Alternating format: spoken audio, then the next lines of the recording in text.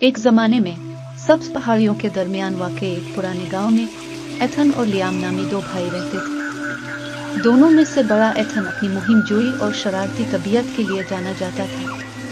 दूसरी तरफ लियाम अपने सालों से ज्यादा पुरसुकून, जिम्मेदार और अक्लमंद था। अपनी मुतज़ाद शख्सियतों के बावजूद भाइयों का एक अटूट रिश्ता है। एथन हमेशा जोश और खुरूश की तलाश में रहता था और अक्सर खुद को दिल लगी मुश्किलात में पाता था। इसकी ताज़ा तरीन तवज्जो एक खजाने का नक्शा था जिसे इसने अपने आबाई घर के अटारी की तलाश के दौरान ठोकर खाए। ये नक्शा मुबैना तौर पर गांव के मुज़ाफ़ात में जंगल के अंदर गहराई में दफन एक पोशीदा खजाना की तरफ ले गया।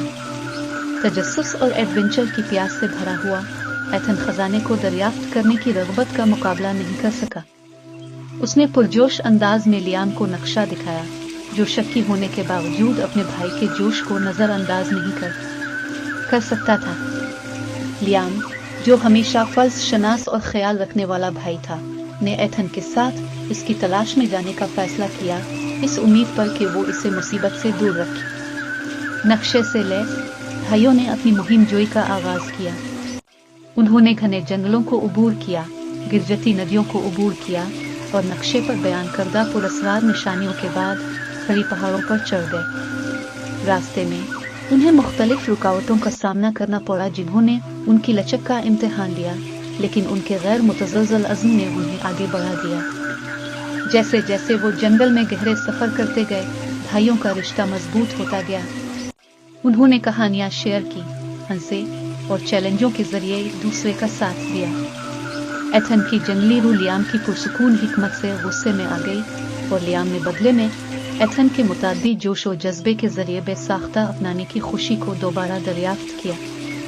कई दिन की तलाश के बाद वो नक्शे पर निशान जद जगह पर पहुंच गए। उनकी हैरत की बात यह है कि उन्होंने सोने का सीना नहीं बल्कि चेरी बिल्सिम के खूबसूरत दरख्तों का एक पोशीदा गुरु दरियाफ्त किया।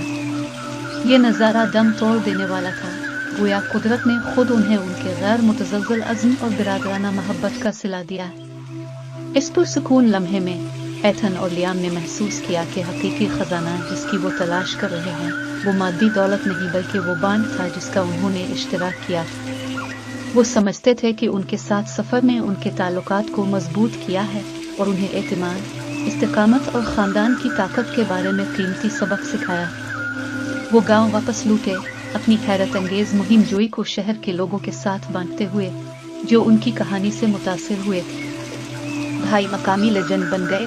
इनकी कहानी इतिहाद की अहमियत और जिंदगी की मुहिम जोई को एक साथ गिले लगाने से मिलने वाले इनामात की याद दहानी करती है। इस दिन के बाद से एथन और लियाम ने इनफरादी तौर पर और एक टीम के तौर पर दुनिया को तलाश करना जारी रखा, अपने साथ गुजारे हुए हर लम्हे को पसंद किया।